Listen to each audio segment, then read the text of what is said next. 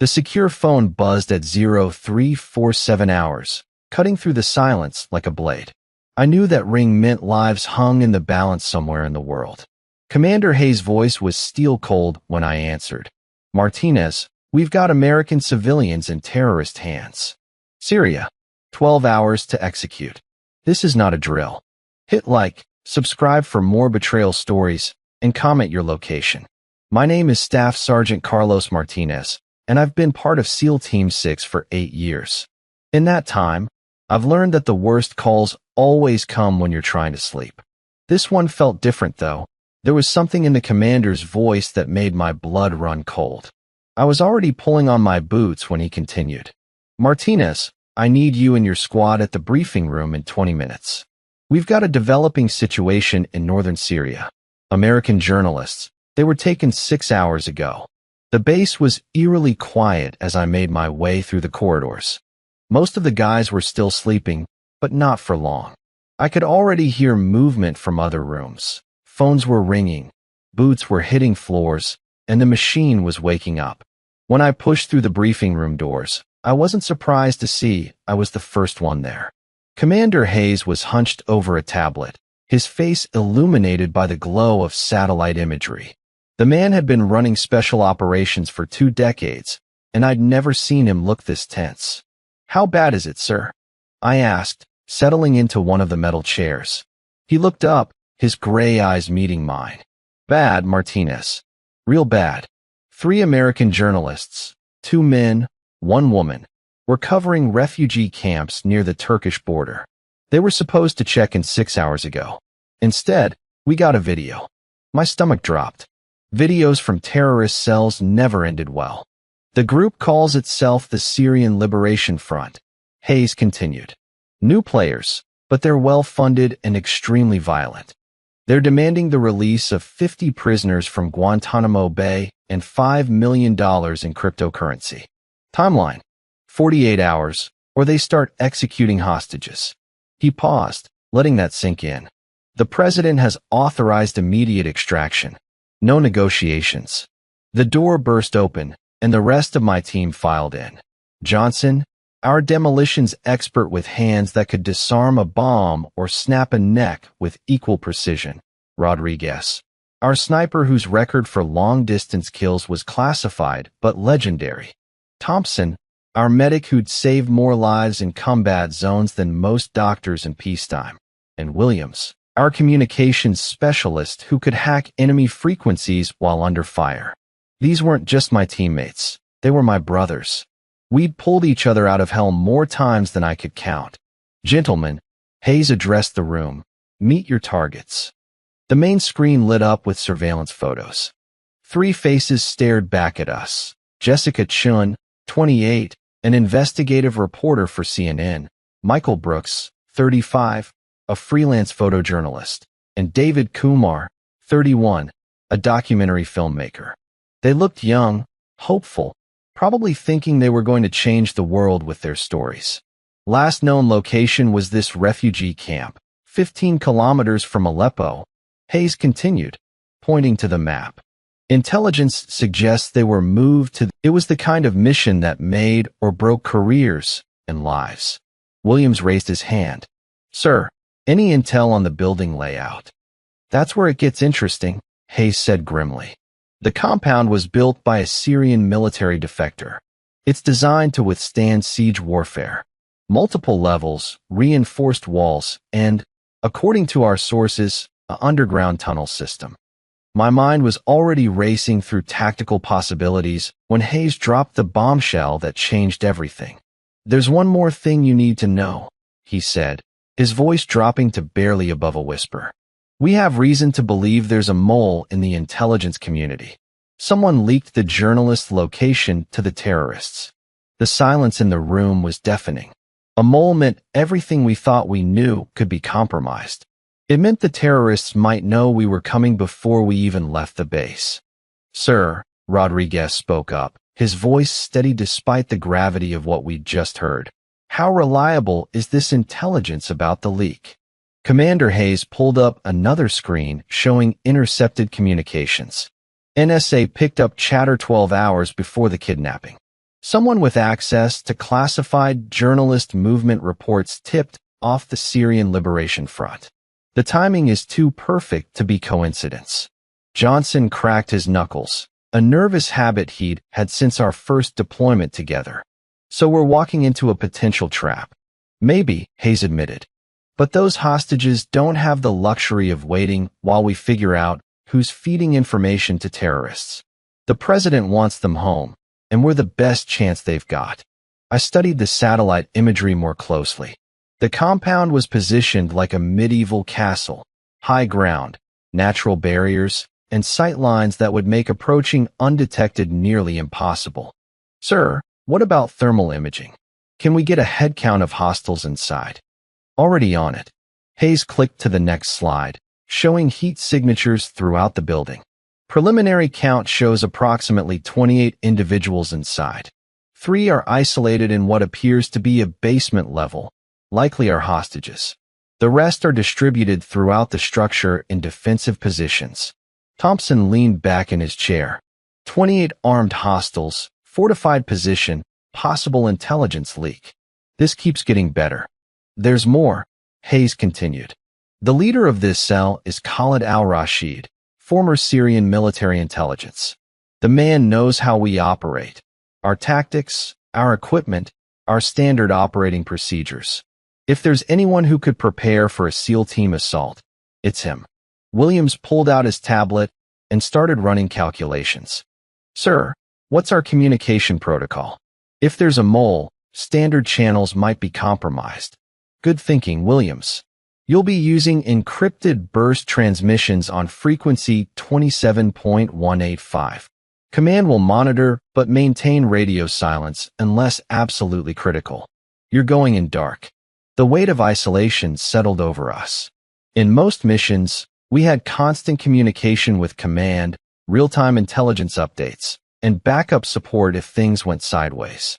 This time, we'd be completely on our own. Equipment loadout?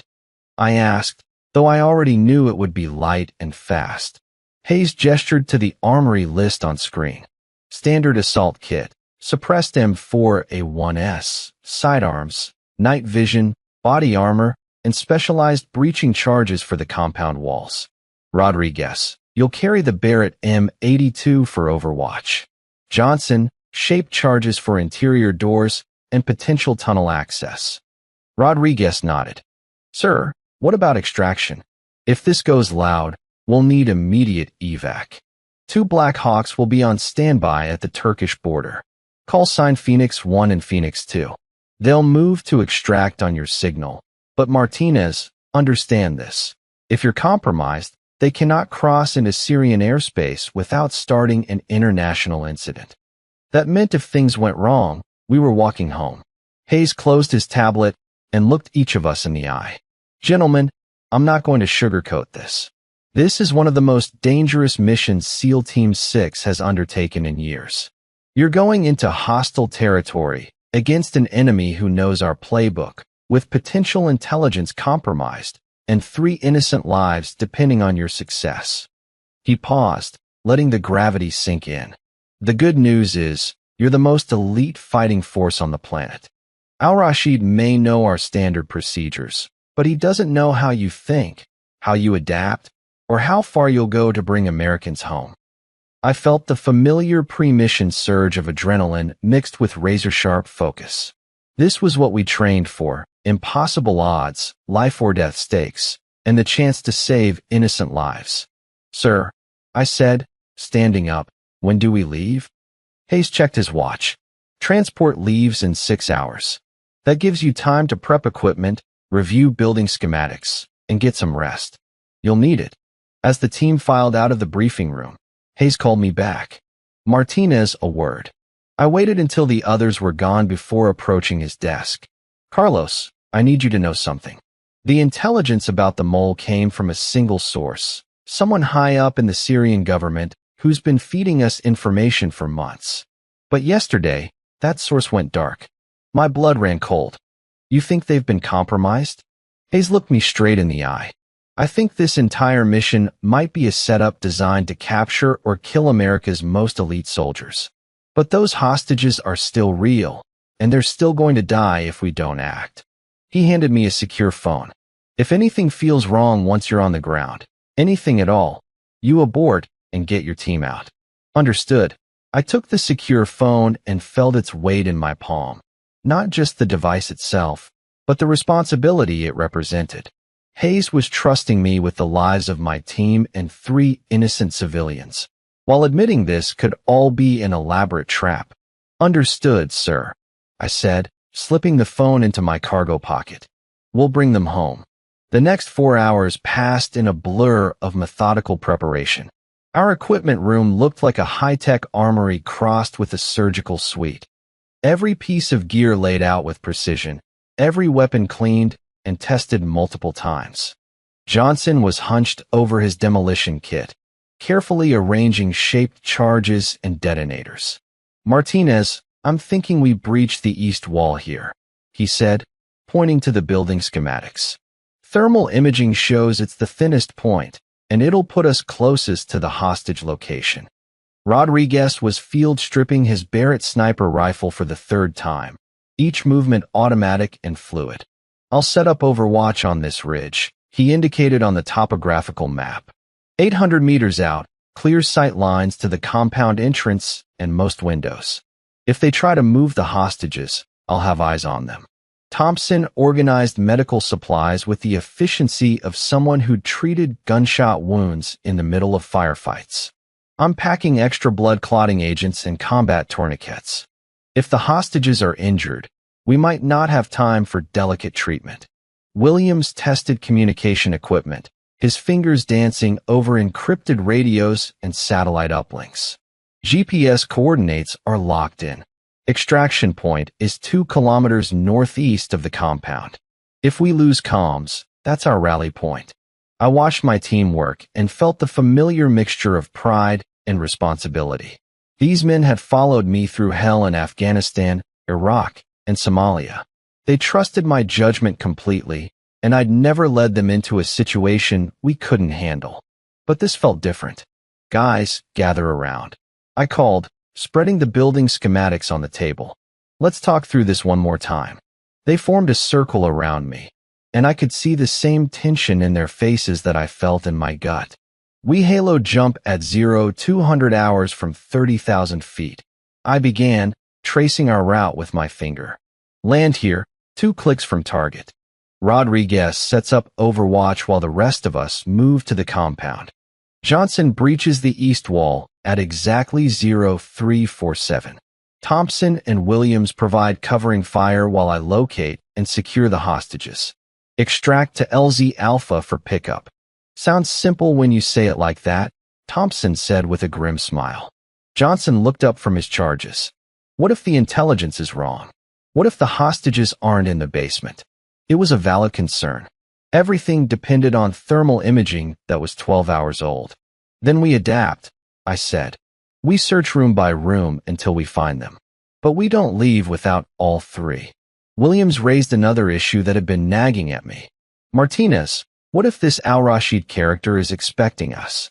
What if he's turned this into a kill zone? I'd been wrestling with the same question. Then we make sure we're better than whatever he's prepared for. Remember, he knows our standard procedures, but he doesn't know us. We've improvised our way out of worse situations. Rodriguez finished reassembling his rifle and looked up.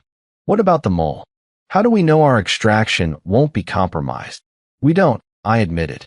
That's why we're going in with the assumption that we might have to fight our way out and walk home. Everyone pack accordingly. The weight of uncertainty hung heavy in the room. Usually before a mission, we had detailed intelligence, backup plans, and multiple contingencies. This time, we were flying blind into what could be the most dangerous situation any of us had ever faced. At 2,130 hours, we made our way to the hangar where our transport waited, a modified C-130 that would carry us to 30,000 feet above Syrian airspace. The plane looked innocuous enough, but I knew it was packed with enough high-tech equipment to run a small war. As we loaded our gear, Johnson pulled me aside.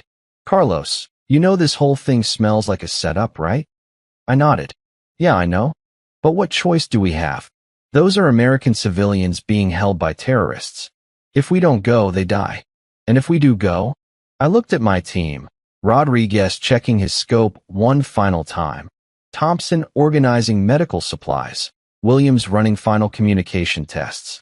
These men would follow me anywhere, and they deserved honesty. If we go, we might all die, I said quietly. But at least we die trying to save innocent lives. Johnson grinned, the same reckless smile he'd worn before every dangerous mission we'd ever run. Well, when you put it like that, how can we refuse? At exactly 0130 hours, we boarded the aircraft. As the engine spun up and we taxied toward the runway, I felt the familiar pre-mission calm settling over me. Whatever Al-Rashid had waiting for us, we were about to find out. The plane lifted off into the dark sky, carrying us towards Syria and a mission that would either make our careers or end our lives. The C-130's cargo bay was dimly lit by red lights as we approached the drop zone. At 30,000 feet above Syria, the temperature outside was minus 40 degrees Fahrenheit. Inside my helmet, William's voice crackled through the comm system. 2 minutes to drop zone. Weather's clear, winds at 15 knots from the northeast. I checked my altimeter and oxygen levels one final time. Halo jumps, high altitude low opening, were dangerous enough in training. Doing one at night over hostile territory with compromised intelligence felt like jumping into the mouth of hell. Equipment check, I called out. Each team member ran through their gear systematically. Weapons secured, night vision functional, parachutes properly rigged. Rodriguez carried his Barrett sniper rifle in a specialized case designed to survive the fall. Johnson's demolition kit was packed in shock-resistant foam. Everything we needed to complete the mission was strapped to our bodies. 1 minute, Williams announced. The rear cargo door began opening, revealing the black void of Syrian airspace. Cold air rushed into the cabin, and I could see scattered lights far below, villages where people slept, unaware that 5 American soldiers were about to drop from the sky. 30 seconds. My heart rate was steady at 60 beats per minute, the result of years of training and combat experience. But underneath the calm, I felt something else, anticipation mixed with dread. Everything about this mission felt wrong, but those 3 hostages were counting on us. 10 seconds. Go, go, go. I launched myself into the darkness, my team following in perfect formation. For the first minute of freefall, we were invisible, 5 black shapes plummeting through the night sky at terminal velocity. The ground rushed up to meet us, but I kept my eyes on the GPS coordinates displayed in my helmet. At 2,000 feet, I deployed my chute. The sudden jerk as the canopy opened was familiar and reassuring. Around me, 4 other parachutes blossomed in the darkness. We were right on target. The landing zone was a flat section of rocky terrain about 2 kilometers from the terrorist compound. I touched down first, quickly gathering my chute and moving to cover. Within 30 seconds, my entire team was on Syrian soil. Sound off. I whispered into my comm. Rodriguez, good. Johnson, operational. Thompson, ready. Williams, all systems green. We buried our parachutes under loose rocks and began moving toward the compound. The terrain was rough, broken stone and scattered boulders that provided excellent cover but made silent movement difficult. Every step had to be calculated to avoid loose rocks that might give away our position. After 40 minutes of careful movement, we reached our observation point. The terrorist compound sat on a rocky outcrop about 500 meters away, exactly as the satellite imagery had shown. But something was different. Martinez, Rodriguez whispered, look at the guard positions. Through my night vision scope, I could see sentries posted around the compound. But they weren't in the defensive positions our intelligence had indicated. Instead, they were positioned as if they were expecting an assault from the exact direction we'd approached. Williams, are you seeing this? Roger that. They've got overlapping fields of fire covering our planned approach route. It's like they knew exactly where we'd come from. My stomach tightened. The intelligence leak was real, and we'd walked directly into Al-Rashid's trap. Johnson moved up beside me. Orders. I studied the compound through my scope, looking for any sign of the hostages. The thermal imaging had shown them in the basement, but now I couldn't see any heat signatures in that area. Rodriguez, set up overwatch on that ridge. Keep eyes on all exits. If you see the hostages being moved, take the shot. Copy that. The rest of us circle around to the north face. If they're expecting us from the east, we'll give them a surprise from the opposite direction. As we began moving to our new position, Williams grabbed my arm. Martinez, incoming transmission on the emergency frequency. He handed me the encrypted radio. The voice that came through was distorted but unmistakably American. Phoenix team, this is Guardian Angel. Do not approach the compound. Repeat, do not approach. Intelligence was compromised. The hostages have been moved to a secondary location 15 kilometers southeast of your position. I stared at the radio in disbelief. If the hostages had been moved, everything we'd planned was useless. But how could we trust this new information when we knew there was a mole in the intelligence community? Guardian Angel, authenticate, I demanded. There was a long pause before the response came back. Authentication code, broken arrow 77. That was a valid authentication code, but something felt wrong. The timing was too convenient, and the voice sounded strange, like it might be artificially generated. Thompson moved up beside me. What's the play, Martinez? I looked back at the compound, then at the radio in my hand. Two choices: trust the new intelligence and abandon our current position, or assume it was disinformation designed to lead us into an even worse trap. Either way, 3 American lives hung in the balance. I stared at the radio for 10 seconds that felt like 10 hours. Every instinct I'd developed over 8 years of special operations was screaming that this was wrong. The timing, the convenient authentication code, the artificial sound of the voice, everything about it felt like bait. But what if it was real? Johnson, Thompson, eyes on the compound. Tell me what you see. Both men focused their scopes on the building. After a moment, Johnson spoke quietly. Martinez, the guard patterns don't make sense. They're positioned like they're protecting an empty building. Thompson nodded. No movement inside. No lights except for security posts. If I had to guess, I'd say this place is a decoy. Williams was monitoring multiple frequencies on his equipment. Boss, I'm picking up radio chatter from the compound. It's all in Arabic, but the tone suggests they're waiting for something. I made my decision. Rodriguez, what's your read on that secondary location 15 kilometers southeast? Through my earpiece, Rodriguez's voice was steady and professional. Martinez, that puts us in the Jabal al-Zawiya Mountains. Perfect ambush country, narrow valleys, limited escape routes, and about 50 caves where hostiles could be hiding. Everything about this felt like we were being herded from one trap into another. But I couldn't ignore the possibility that those hostages were really at the secondary location. Williams, send a burst transmission to command. Tell them we're investigating the secondary location, but maintaining visual on the primary compound. Roger that. As Williams worked his radio, I gathered the team around me. Here's what we're going to do. Rodriguez stays on overwatch here. If anything moves in or out of this compound, I want to know about it immediately. The rest of us move to the secondary location, but we approach it like we're walking into the gates of hell. This could be Al-Rashid trying to draw us away from the real hostages, or it could be him moving us into a kill zone. Johnson checked his demolition charges. How do we want to play it when we get there? Slow and careful. We scout the area thoroughly before making any moves.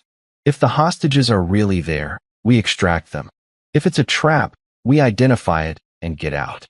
Thompson shouldered his medical pack. Timeline. I checked my watch.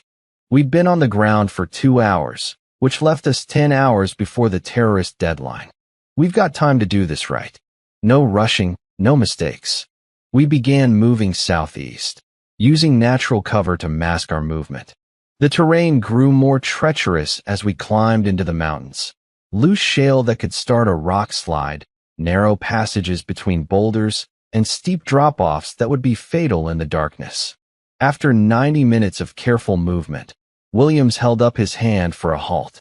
"Martinez, I'm picking up electronic signatures ahead. Looks like surveillance equipment."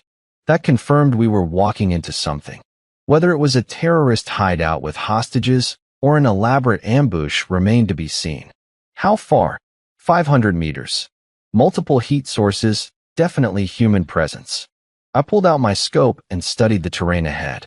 The electronic signatures were coming from a cluster of caves carved into the mountainside. Perfect defensive positions with overlapping fields of fire. "Rodriguez, radio check." "Martinez, this is Rodriguez." Still no movement at the primary compound, but I've got eyes on vehicle headlights approaching from the south. 3 vehicles, moving fast.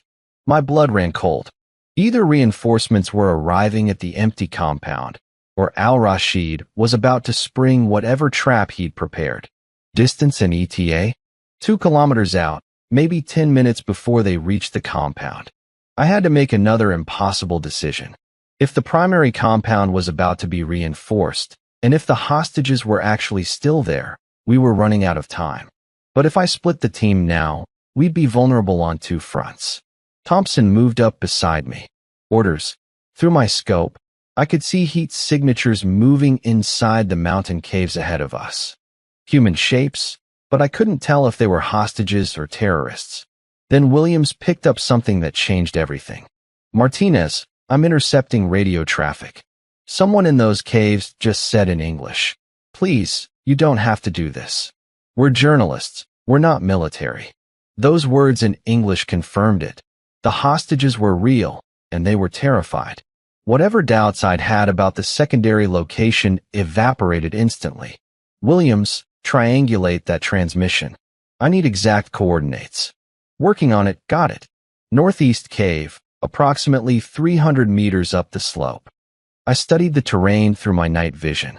The cave entrance was partially concealed by fallen rocks, but I could make out at least 2 armed guards positioned outside. Getting to the hostages would mean climbing exposed rocky terrain under the eyes of trained killers. "Johnson, what's your assessment for a direct assault?" Johnson scanned the mountainside through his scope. "Doable but loud. Those guards have elevated positions with clear sight lines down the approach routes. We'd lose the element of surprise after the first shot." "Thompson, medical assessment if we go loud?" "If the hostages are injured in a firefight, we'll have limited time and resources to treat them.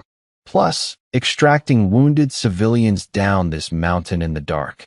He shook his head. "Not ideal." My earpiece crackled with Rodriguez's voice. "Martinez, those vehicles just reached the primary compound. Armed men are dismounting and moving inside. Whatever they're looking for, they expect to find it there." The pieces were falling into place. Al-Rashid had set up the primary compound as bait, knowing we'd scout it first. While we were focused there, he moved the hostages to this mountain stronghold. The vehicles arriving now were probably his cleanup crew, ready to eliminate any evidence of the deception. But he'd made one critical mistake. He hadn't counted on us intercepting the hostage transmission. "Williams, can you jam their communications?" "I can create interference, but it'll also block our own comms with Rodriguez. We'd be going in dark." Another impossible choice. Maintain contact with our overwatch and risk the terrorists coordinating their defenses, or cut communications and lose our eyes on the primary compound. Do it, I decided. But first, get a message to Rodriguez. Tell him to maintain position and report any movement. If we don't check in within 2 hours, he extracts to the LZ. Williams worked quickly on his equipment. Within 30 seconds, the airwaves around us filled with electronic static that would make terrorist communications nearly impossible. Now we were truly alone. "All right, here's the plan," I whispered, gathering my team around me. We approach from 3 directions. "Thompson, you circle around to the south and set up covering fire. Johnson, take the north approach with your breaching charges ready in case they've barricaded the cave entrance. Williams, you're with me on the direct approach. We move slow and quiet until we're in position. Then we go in hard and fast. Johnson checked his watch. Timeline: 30 minutes to get in position. Then we execute simultaneously. Questions: Thompson raised a concern that had been nagging at me too. Martinez, what if this is still a trap? What if Al-Rashid is using the hostages to draw us into a kill zone? It was possible. Everything about this mission had been one deception after another. But I'd heard the fear in that American voice, and I knew those were real people facing real terror. Then we spring the trap and fight our way out. I said simply. But we don't leave Americans behind. We separated and began our approach. Moving silently up the rocky slope required every bit of training and experience I possessed. One loose stone, one misplaced footstep, and the guards would know we were coming. 20 meters from the cave entrance, I could hear voices, Arabic mixed with what sounded like sobbing. Through my night vision, I could see the hostages more clearly now. 3 figures sitting against the cave wall, hands bound, while 4 armed guards watched over them. The odds weren't great. 4 armed terrorists in a defensible position against 4 SEALs approaching from below. But I'd faced worse odds and survived. Williams moved up beside me, his rifle trained on the nearest guard.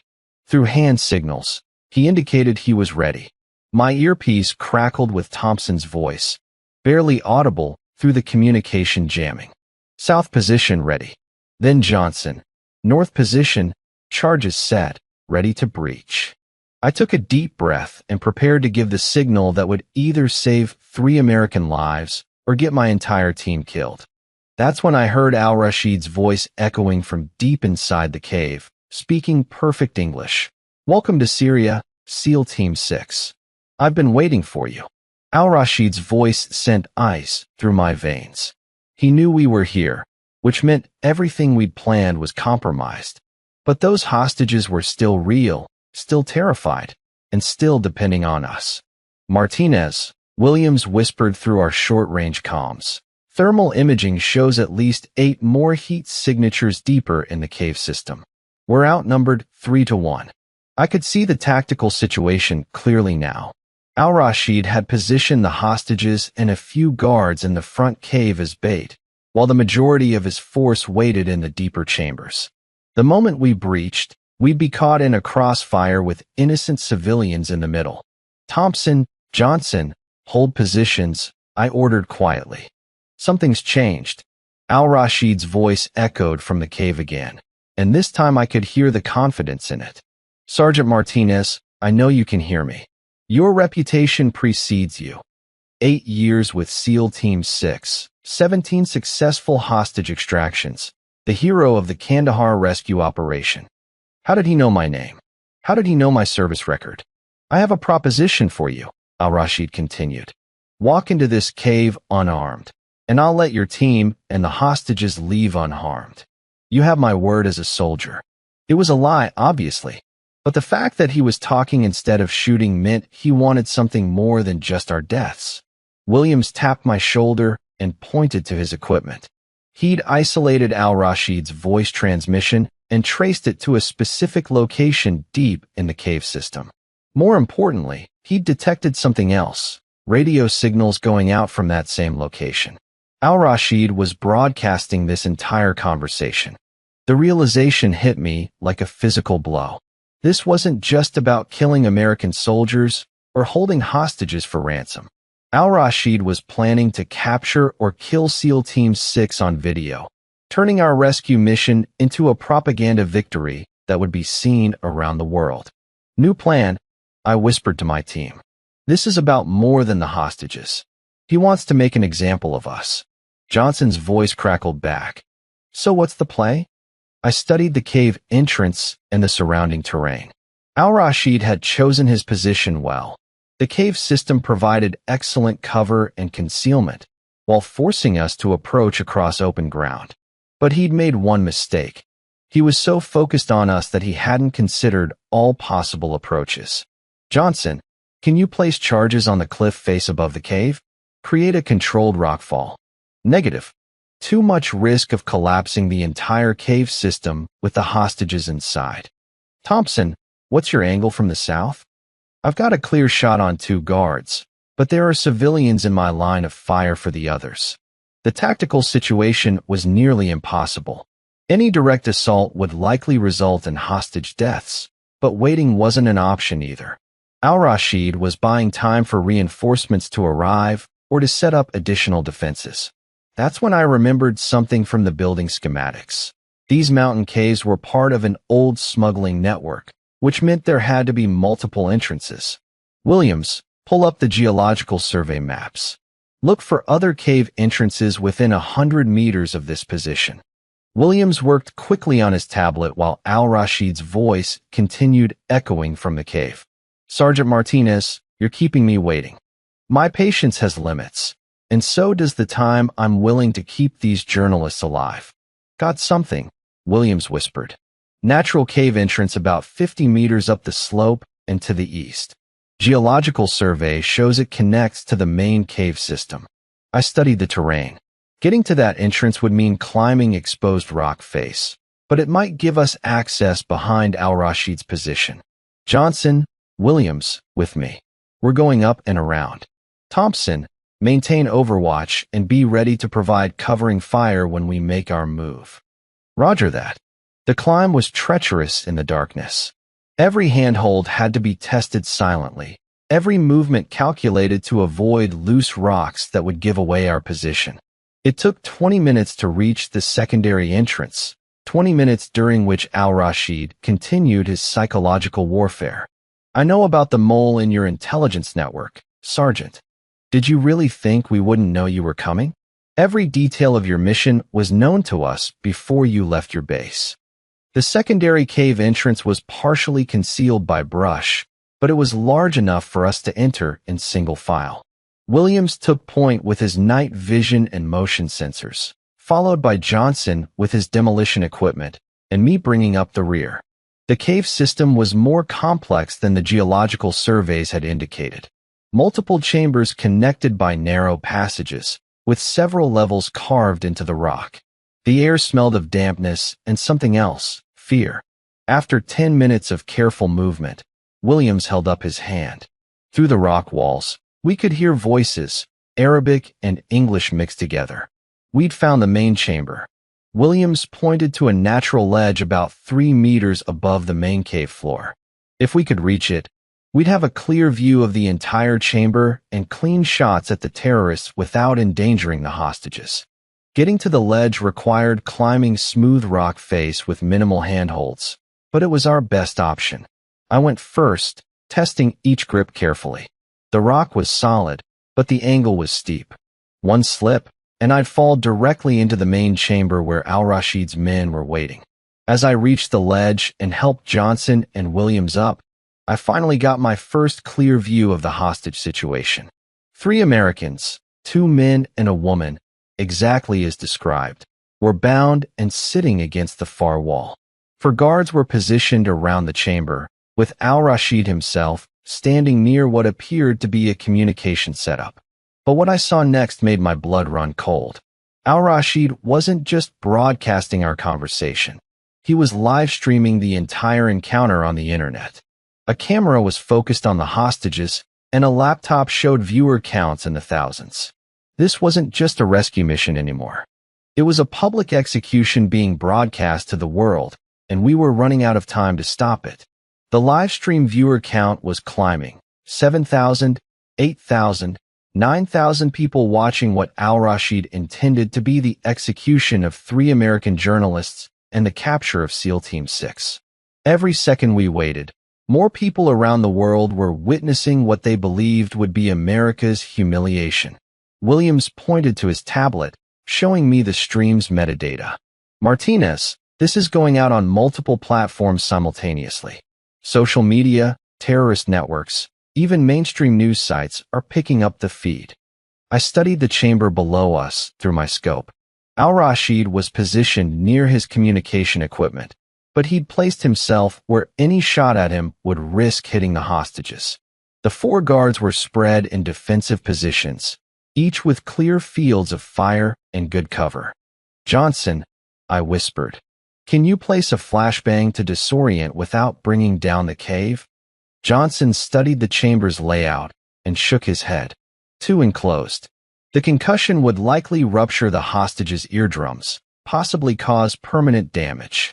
That left us with precision shooting in low-light conditions, with innocent lives directly in the crossfire, while thousands of people watched online. Al-Rashid's voice echoed through the chamber as he addressed his global audience. You are witnessing the weakness of American military might. Their most elite soldiers are cowering in the darkness, while innocent people face execution. One of the hostages, the woman journalist, looked up at the camera with tears streaming down her face. Please, she said, her voice breaking, we have families. We just wanted to tell the story of the refugees. The viewer count hit 15,000. I made the decision that would either save 3 lives or haunt me forever. Thompson, what's your position? Thompson's voice came through our short-range comms. I've got partial sight lines into the cave entrance.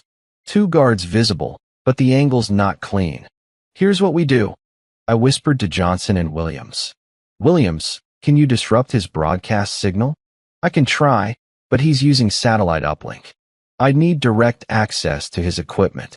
Johnson, small charge on the chamber wall opposite the hostages. Nothing that'll collapse anything, just enough dust and debris to create confusion. Johnson nodded, already calculating placement and timing. On my signal, Johnson creates distraction. Williams goes for the communication equipment. I take Al-Rashid. Thompson provides overwatch on any runners. Williams checked his watch. Martinez, we need to move fast. That viewer count is climbing, and every major news network is probably monitoring this stream by now. I took a deep breath and sighted my rifle on Al-Rashid. At this range, maybe 15 meters, I could put a round center mass even in low light. But he was positioned behind one of the hostages, using the journalist as a human shield. Johnson, execute in 3, 2, 1. Johnson's small charge detonated against the far wall with a sharp crack. Rock dust filled the air, and the terrorists instinctively turned toward the explosion. In that moment of confusion, I had a clear shot at Al-Rashid. I squeezed the trigger. The suppressed round hit Al-Rashid in the shoulder, spinning him away from the hostages. Not fatal, but enough to drop him and neutralize the immediate threat. Williams rappelled down from the ledge toward the communication equipment while I provided covering fire. The 4 guards were reacting now, bringing their weapons up, but Johnson was already engaging from his position on the ledge. Thompson, I've got movement at the cave entrance. Thompson's voice crackled through our comms. The sound of automatic weapons fire echoed through the chamber as Thompson engaged additional terrorists trying to enter from outside. Williams reached the communication setup and began working frantically to cut the live stream. Martinez, I need 30 seconds. 30 seconds might as well have been 30 minutes. 2 of the guards had taken cover behind rock formations and were laying down suppressing fire. The 3rd was moving toward the hostages with what looked like an explosive device. I shifted my aim to the terrorist approaching the hostages. Johnson, take the guard on the right. Got him. Johnson's shot dropped the right side guard, but the one with the explosive was too close to the Americans. Any shot that missed could hit a hostage, but if he reached them with that device, all 3 would die. The female journalist looked directly at me through the chaos, her eyes wide with terror, but also with something else, trust. She believed we would save her. I lined up my shot on the terrorist approaching with the explosive, knowing I had one chance to end this without killing an innocent person. That's when Al-Rashid, bleeding but still conscious, reached for a detonator that would bring down the entire cave system. Time slowed to microseconds as Al-Rashid's bloodied hand reached for the detonator. I had a split-second decision. Shoot the terrorist approaching the hostages, or stop Al-Rashid from collapsing the entire cave system on top of all of us. I chose the cave. My second shot hit Al-Rashid's center mass, just as his fingers touched the detonator. He collapsed backward, the device skittering across the rocky floor toward the communication equipment where Williams was working frantically. But the terrorist with the explosive was still advancing on the hostages. Johnson, hostile approaching the Americans. Johnson's rifle cracked from the ledge above, and the terrorist dropped 3 feet from the bound journalists. The explosive device clattered harmlessly across the cave floor. Williams' status on that broadcast. Almost got it there. The laptop screen went black, cutting the live stream that had shown America's most classified soldiers to thousands of viewers worldwide. But we weren't clear yet. Thompson's voice crackled through our comms. Martinez, multiple hostiles approaching from outside. I count at least 6, heavily armed, 2 minutes out. The reinforcements Al-Rashid had been waiting for were finally arriving. I rappelled down from the ledge and moved quickly to the hostages while Johnson provided overwatch. The female journalist, Jessica Chun, according to our briefing, looked up at me with a mixture of relief and terror. "Are you Americans?" she asked, her voice hoarse from hours of fear. "Yes, ma'am. Staff Sergeant Martinez, U.S. Navy. We're getting you out of here." I cut her restraints with my tactical knife while checking her for injuries. Dehydrated, scared, but mobile. The 2 men, Michael Brooks and David Kumar, were in similar condition, bruised and terrified, but alive. "Can you walk?" I asked Jessica. "Yes, I think so." "Good. Stay close to me and do exactly what I say. We're going to move fast." Williams had secured Al-Rashid's communication equipment and was downloading data that might reveal the extent of the intelligence leak. Martinez got what we need. Ready to move. Johnson climbed down from the ledge. "Where's our exit strategy?"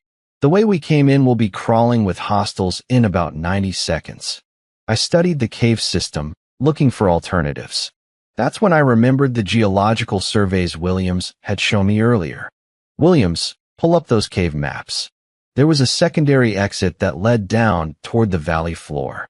Williams worked quickly on his tablet while Thompson's voice came through our earpieces. "Contact. Multiple hostiles at the main entrance. I'm engaging, but I can't hold them long." The sound of gunfire echoed through the cave system as Thompson bought us precious seconds. "Got it," Williams said. "Secondary exit is through that passage. Leads to a natural chimney that opens about 200 meters down the mountain. Johnson, you and Williams take point with the hostages.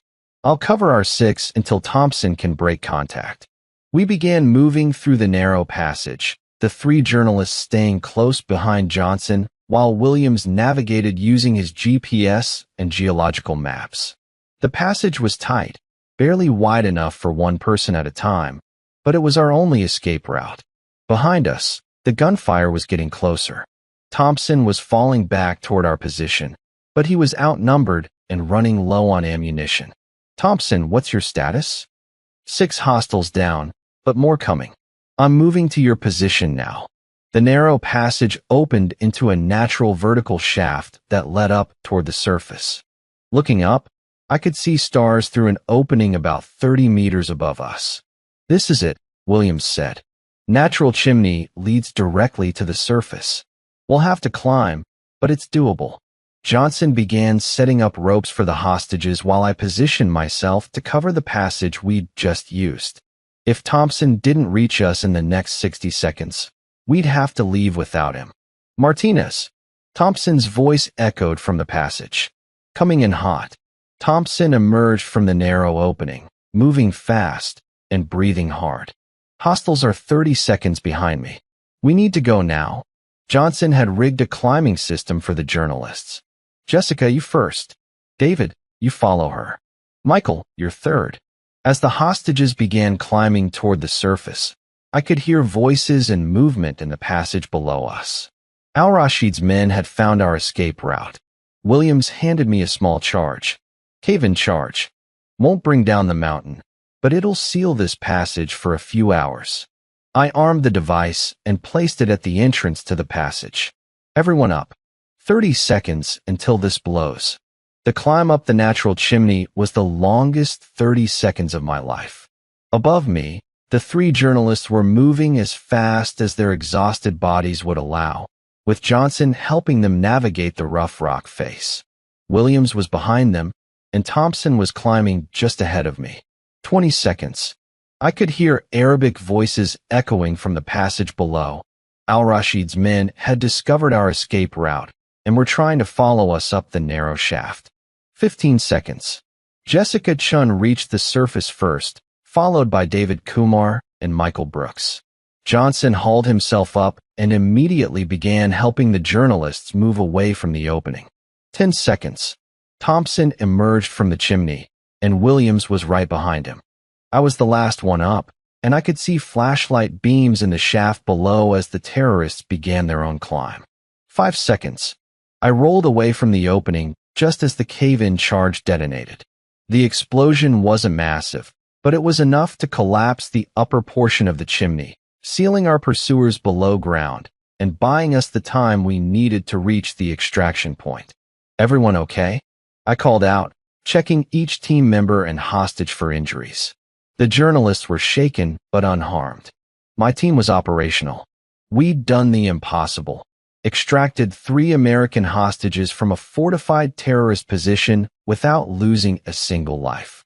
But we weren't safe yet. "Williams, contact Rodriguez. We need to know the status of those vehicles at the primary compound." Williams worked his radio while I studied our current position. We were on a rocky plateau about 2 kilometers from our designated extraction point, with open terrain between us and safety. If Al-Rashid had positioned additional forces along our escape route, we could still be walking into an ambush. "Rodriguez here," came the welcome voice through our communications. "Those vehicles left the primary compound 20 minutes ago, heading in your direction. I count 8 hostiles in 2 trucks, armed with automatic weapons." My heart sank. Al-Rashid's backup plan was to cut off our escape route and catch us in the open with the hostages. "Rodriguez, can you get eyes on our extraction point?" "Negative, Martinez. Too far from my position. But I've got good news. Phoenix 1 and Phoenix 2 are inbound. ETA 15 minutes to the LZ. 15 minutes to cover 2 kilometers of open ground while protecting 3 civilian hostages and avoiding enemy patrols." The math wasn't good. "Johnson, how much explosive material do we have left?" Johnson checked his remaining charges. "Enough for 1 good roadblock, maybe 2 if we're creative." "Thompson, how are our guests holding up?" Thompson was checking the journalist's condition. "Dehydrated, exhausted, but they can move. Jessica's got some rope burns on her wrists, but nothing serious." I looked at Jessica Chun, Michael Brooks, and David Kumar, 3 people who'd risked their lives to tell important stories and ended up caught in the middle of an international incident. They were looking at me with complete trust, believing that we would get them home safely. I wasn't going to let them down. "Here's the plan," I announced. "Johnson, you set charges along the main access road to delay those vehicles. Thompson, you help the hostages. Williams, maintain communications with Phoenix 1. I'll take point." We began moving toward the extraction point, using whatever cover the rocky terrain provided.